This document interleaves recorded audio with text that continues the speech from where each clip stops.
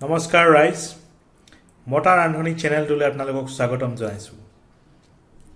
আজি এটা খুবেই সিম্পল ভাজি বনাবলৈ ওলাইছোঁ।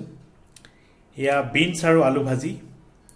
ইয়াৰ কাৰণে আমাক লাগিব অলপমান বিনছ, কেইডালমান বিনছ, দুটা আলু, দুটা পিঁয়াজ আৰু দুটা জলকীয়া।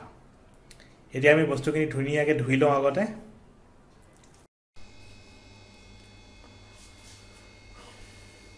বস্তুখিনি ধুই লোৱা হৈ গ'ল। আলুৰ বাকলি গুচাই ল'লোঁ, পিঁয়াজ দুফাল কৰি ল'লোঁ, বিনছখিনি ধুই ল'লোঁ। এতিয়া বস্তুখিনি লাহেকৈ কাটি লওঁ। প্ৰথমতে পিঁয়াজখিনি এনেকৈ দীঘলে দীঘলে কাটি লওঁ।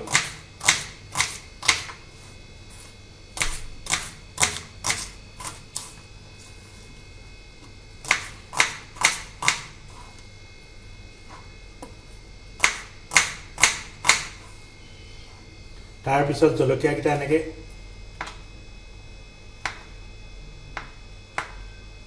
মাজতে ফালি দিম।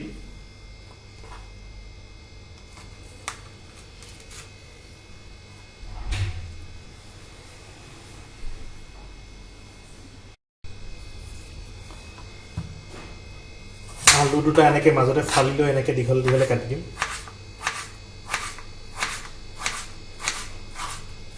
অলপ বেছি দীঘল হৈছে, গতিকে মাজতে আৰু এবাৰ ফালি দিম এনেকৈ।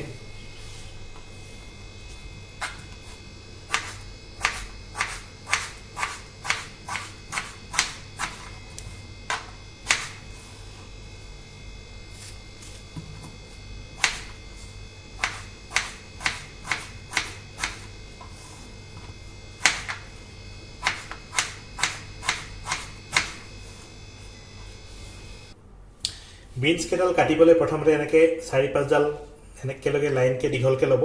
তাৰপিছত এনেকৈ দুই মূৰে কাটি দিব, যাতে আগফালৰ মূৰকেইটা ওলাই যায়। এইখিনি কাটি দিয়াৰ পিছত ধুনীয়াকৈ সৰু সৰুকৈ কাটি যাব।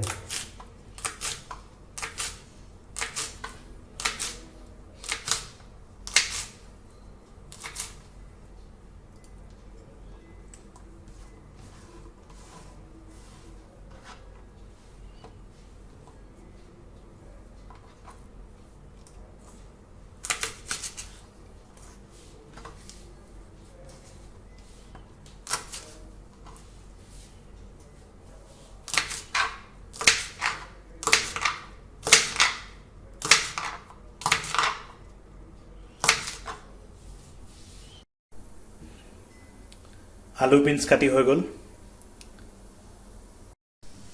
এইফালে কেৰাহী উঠাই দিছোঁ। এতিয়া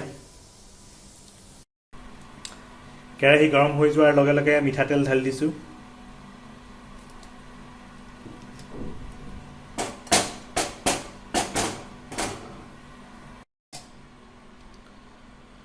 মিঠাতেল গৰম হৈ গ'ল। এতিয়া পিঁয়াজ আৰু জলকীয়াখিনি ইয়াতে ঢালি দিম।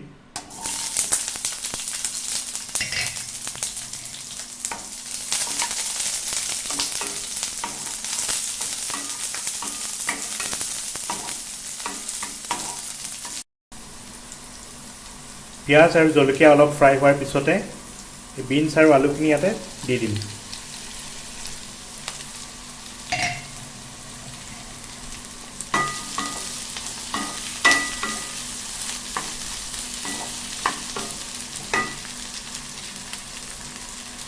তাৰপিছত ইয়াত দিম নিমখ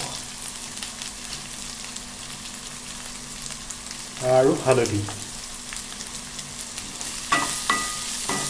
নিমখ আৰু হালধি দিয়াৰ পিছত ভালকৈ লৰাই দিম।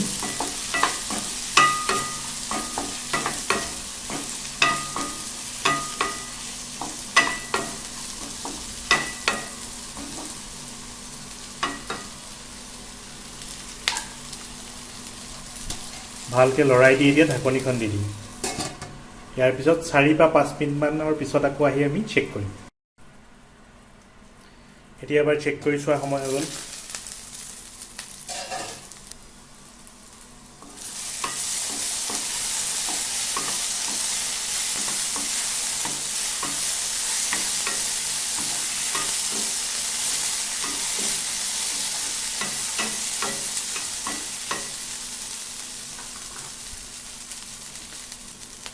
লৰাই দিয়াৰ পিছত আকৌ ঢাকি দিম। এতিয়া এনেকৈ প্ৰায় ৩-৪ বাৰ ঢাকি দি ভাজিব লাগিব, তেতিয়াহে আপোনাৰ গোটেই ভাজিটো কমপ্লিট হ'ব। আকৌ ৪ মিনিট পিছত এতিয়া লৰাই দিবলৈ সময় হৈ গ'ল।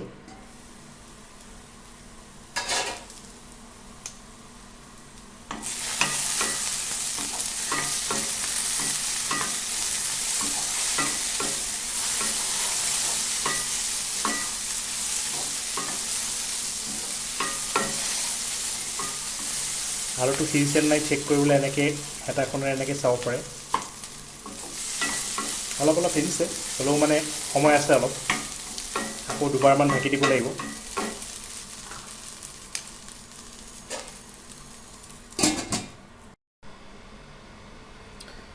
আকৌ চেক কৰিবলৈ সময় হৈ গ'ল।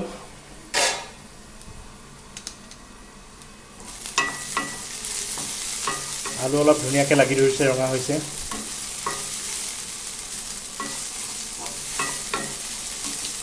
বস্তুখিনি নমাবলৈ হৈ গৈছে আৰু এতিয়া বিনছ ভাজি।